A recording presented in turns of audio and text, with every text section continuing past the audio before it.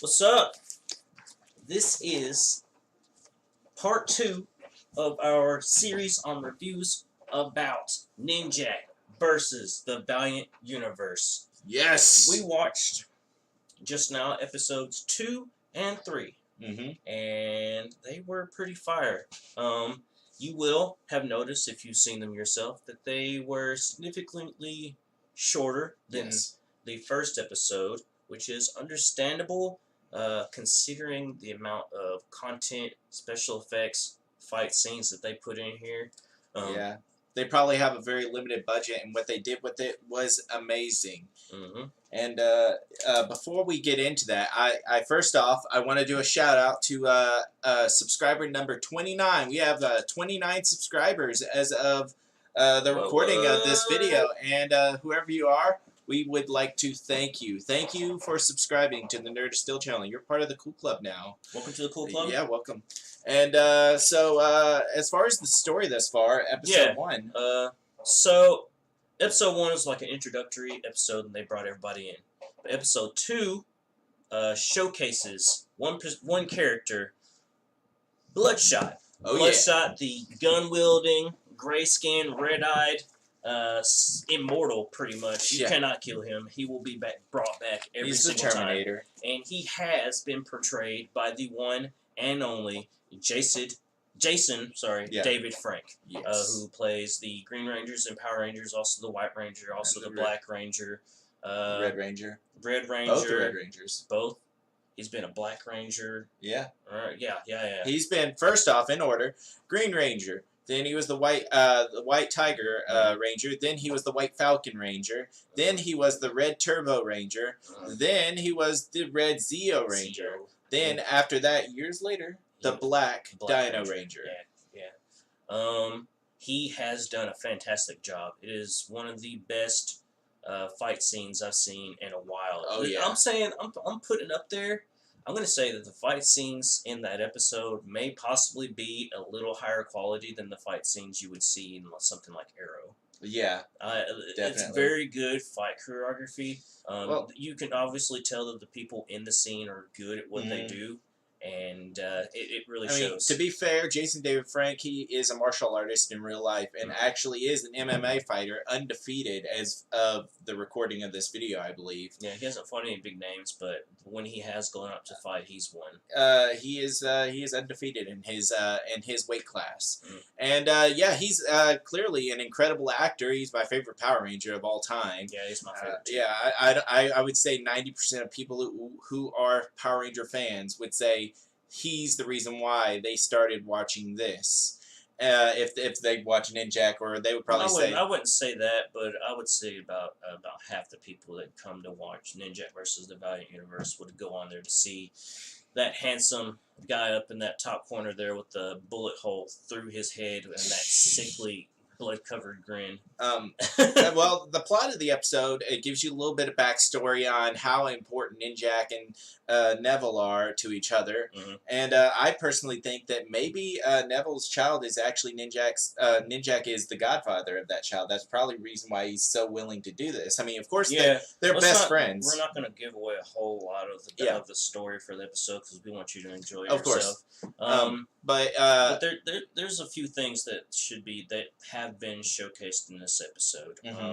It has showcased like the team aspect. All these people with abilities are being brought together by the organization to protect things, and it shows that in their interactions with each other. It's very obvious that they all know each other. Yeah, and they're part of Unity. Yeah, Unity, which is a group, which is the equivalent of the Avengers or the Justice League, just for the Valiant Universe. But first off, I just wanted to state that I absolutely love episode 2, and that I would still rate it a 9 out of 10. But there is one glaring thing that kind of stands out to me in all the episodes so far that kind of throws me off a little. Michael, you know what it is, right? No, please bring it up. Ninjak is very British. Oh, yeah. He is extremely British in all the comics. Every comic that I can think of. Hold on, let me see if I can... Alright, look at this. I mean, it's Ninjak right there. or both those men stand. The one with the lady and the one in the ninja suit are both Ninjak, and he is extremely British, like James Bond in a sense.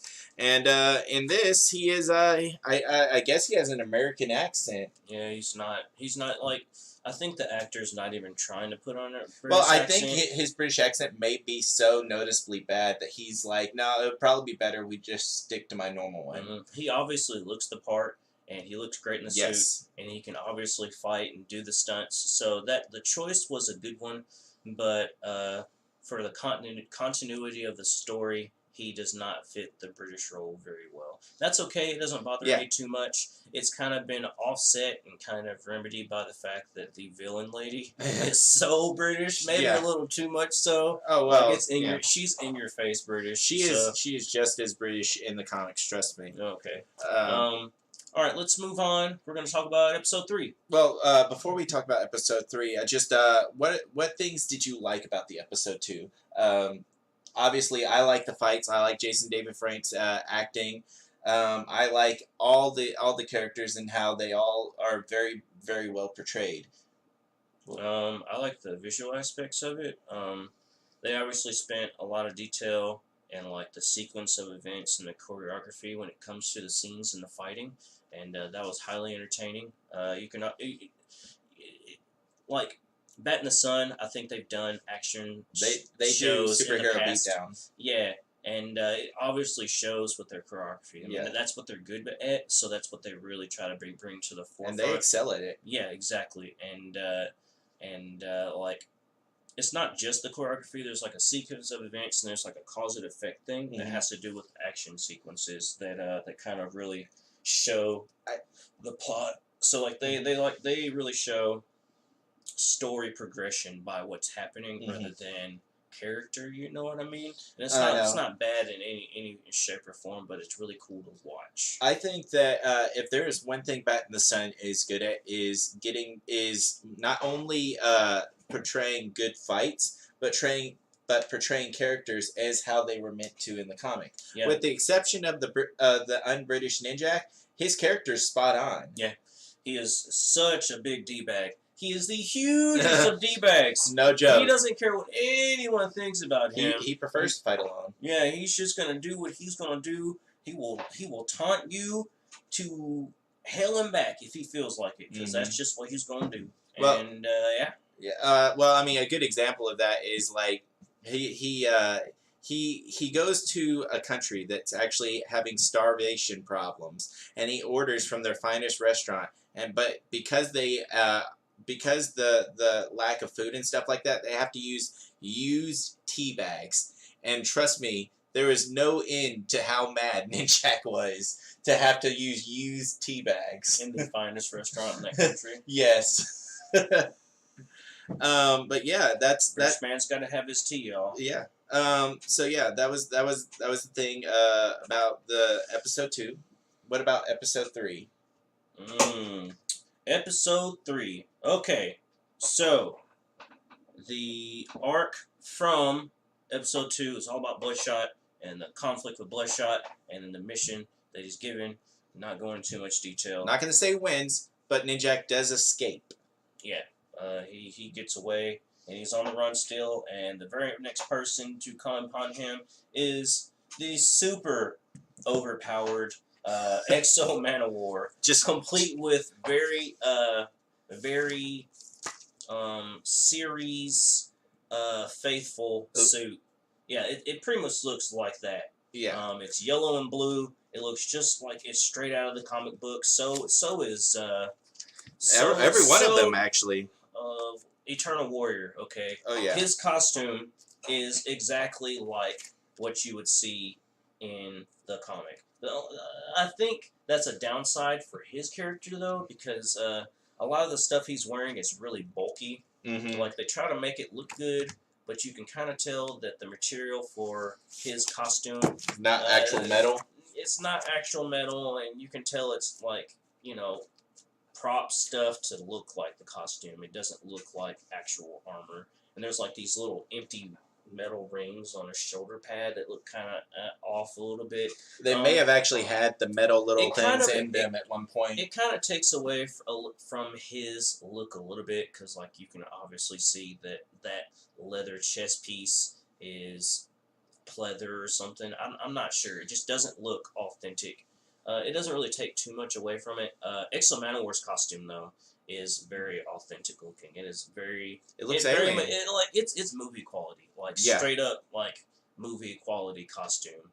Like if they just like improved the visuals for it, then it would have been something. Yeah, just straight up out of a movie. Every last one of their outfits. Archer and Armstrong, freaking Ninjak, Exo Manowar, Livewire, every last one of their comics. I mean, their costumes look like they're straight out of the comic, and they look like real outfits for the suits. And I mean, I noticed the metal piece on the chest piece, whatever. I could tell that it wasn't real looking, but you know, honestly, I didn't care. I thought that absolutely it all looked amazing. But it was about as glaring for me as the lack of British accent to you. So let's yeah. Exactly. Let's go back to Exo Manowar. Yeah. So it was a very different sequence in episode 3. It might as well have been a Jedi fight. Without going too much into details, this episode really goes into the fact that Ninjak is a ninja. He is a real ninja with gadgets and stuff. It really shows off his Batmanness and his thinking ahead and having a backup plan to his backup plan that you were talking about before. I think this dude looks ahead more than Batman does. Batman doesn't need to look ahead just because he's so skilled, but Ninjak, he's got to compensate a lot, because a dude with a suit like that, I mean... Well, to be fair, this literally is the equivalent of Superman versus Batman, and yeah, and it's more like this is the equivalent of Iron Man versus Batman. This episode also really kind of brings home the details about the team aspect. You know, there's a scene where they all get together and they're doing training together. You can see how epic Eternal Warrior is. Yeah, Eternal Warrior is really epic, and like he's got a lot of wisdom, and he really showcases that in that part of the thing, and it really shows off how tall Exo Man. Oh yeah, he's like, I keep on forgetting how tall you are. Yeah. Like there's a fight scene with him and someone else. I'm not telling, but it's really good to watch. But like the dude towers over the other dude. Let me tell you something, okay? You could tell that they all respect Eternal Warrior in this episode. Like all of them except for Ninjak. Yeah, every last one of them except for Ninjak. And I imagine that Ninjak was put in his place right then and there. I imagine that Ninjak does respect Eternal Warrior, but like his personality. Oh yeah, because he's kind of a douchebag. His Vegeta pride will not allow him to bow his head towards his better in that situation. And first off, before I continue on, I have one thing to say to Michael. I apologize. You are 150% accurate. In the last review, Michael said they didn't really like each other anyway. And I was like, no, man, no. They respect each other. In the old comics, they totally did. But I didn't account for this is not the old comics. And Michael was right. They straight up said that in a part. So let me tell you the score real quick, okay? Ninjak and Exo Manowar, their original confrontation was in issue number 5 of Ninjak, okay? This is when they first met in combat, okay? And in that, it was a draw. Okay, but they fought 2 times in the new rebooted editions of the Valiant universe. Once in Volume 2 of Exo Manowar, and it's a very deceiving cover. But who ended up winning was actually Ninjak in that. He didn't stab him in the face, but the sword was left into the helmet though, and you know that was 1-0, right? Well, coming back, they fought again in Unity, okay?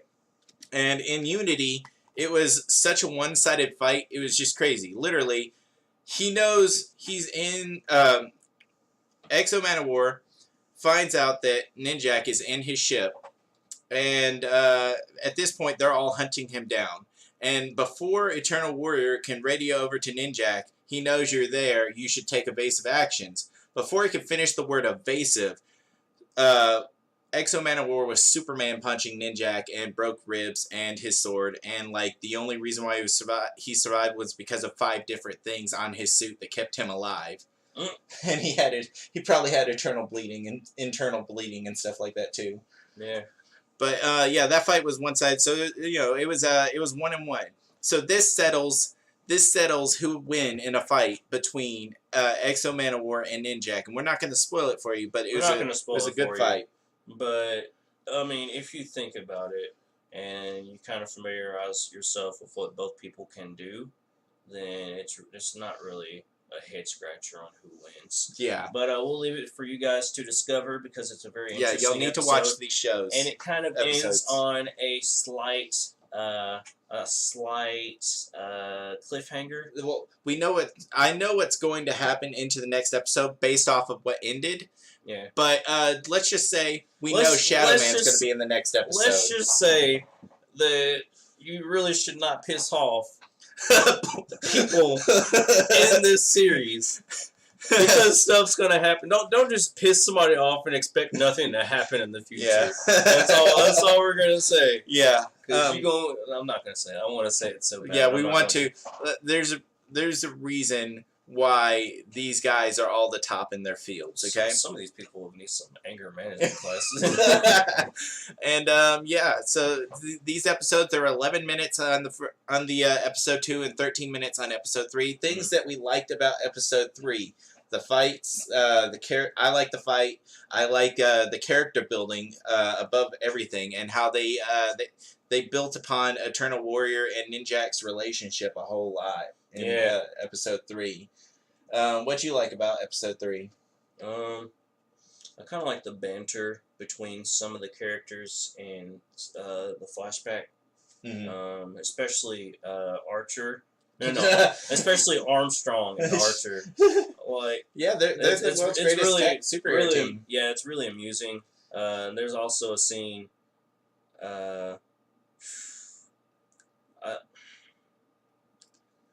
There's not a whole lot I can talk about without going into spoiler territory. Okay, I'll say this. Eternal Warrior is probably my favorite character in this series right now. He is the biggest of hosses. Like, he walks and like exudes leadership in his whole role, and like he doesn't. Even his brother shut up. That boy don't lift a finger. I'm not trying. All right, I may have. I'm sorry, spoiled it. Well, it's fine. It's fine. All that stuff's about Exo Man of War anyway. But like, he doesn't have to. Like, he's a wise guy. He's a good judge of character. He can meet someone, and he's got thousands of years of experience, and he pretty much knows what's going down. Like, more than thousands, millions. Yeah. A millennia is 1,000 years. Oh, well, so he's been around since practically the beginning of time. So you're talking about the Iron Age, though. Like, he's been around since before Gilgamesh. He might have actually been Gilgamesh. No. So that stuff, that's like swords and shields and stuff and armor and stuff. That's the Iron Age. He's been around since dinosaurs. That's the Iron Age. The Stone Age was the dinosaurs. A little bit after that is the Iron Age with the castles and that kind of stuff. That's what I'm saying. I'm saying he's been around since dinosaurs. That was thousands of years ago. What I'm saying is he's been around since dinosaurs. Okay, we're done arguing. All right. We're gonna go off of facts. You can research that and get back with me. I'm gonna say thousands. You can say hundreds of thousands if you want to. Millions if you're gonna go there. But we will figure it out. And we will square it away in the next episode of our reviews for Ninjak versus the Valiant Universe. Thank you for joining us. We highly enjoyed the episodes. We would love for you to see it. If you haven't seen it, go and look it up on the comic book. Yeah, comicbook.com. Comicbook.com. You can find a link to the videos through Valiant's webpage on Facebook. Yeah, just go to Valiant Comics. Ain't that what it's called? Yeah, Valiant Entertainment. Valiant Entertainment. Valiant Comic was their original logo back in the 90s, and then when they got bought out, yeah, they became Valiant Entertainment. Oh, I'm glad they came back. Alright, so, full disclosure, guys, if there's one thing from Valiant that I want back, and I want back bad, is Turok. Yeah. I want my Turok back, guys. Actually, the Gold Key Comics, all the Gold Key comic characters are currently owned by, a different company right now, which I can't for the life of me remember what the name of that brand is. But hopefully Valiant will make enough money where they can just buy it out. Maybe they'll get Solar, maybe they'll get Turok and Mega's Robot Fighter. Oh, but, yes. Yeah, maybe they'll get them back. Who knows? But anyway, I hope y'all enjoyed this video. We tried our best to review episodes 2 and 3 as best as we could without going into spoiler territory. We really want you to watch these episodes. It's a 5-episode season. I said 6 last video, but it's actually 5 episodes, and they're all incredible so far, and we hope that you go and see them and watch them and enjoy them as much as we did. And also, I was mentioning Turok before. There's a video game series called Turok.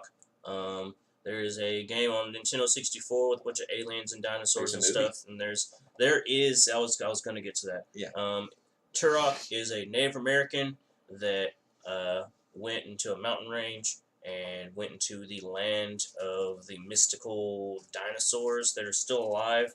Like, he's a warrior and hunter, and he really gets put to the test in the most savage environment imaginable. Imagine going back with axes and bows made of stone. Yeah, that's Turok right there, and he is a hoss. And imagine that same guy having to, with his tomahawks made of stone and bows and arrows, taking on aliens. yeah, aliens and dinosaurs with knives. Aliens riding dinosaurs. It's great. He's just as much of a hoss as Eternal Warrior and Exo Manowar. In the new Valiant, they pretty much made Eternal Warrior a fusion of his old self and Turok. I want him back. I really want him back, you guys. Yeah. But we're gonna end the episode here. Yeah. Join us in the next episode when we get the next installment of Ninjak versus Valiant Universe. And until then, thank you for joining us. Yeah, also, subscribe if you haven't subscribed. Hit the bell icon so you can know when we have new videos. We usually have them coming up daily.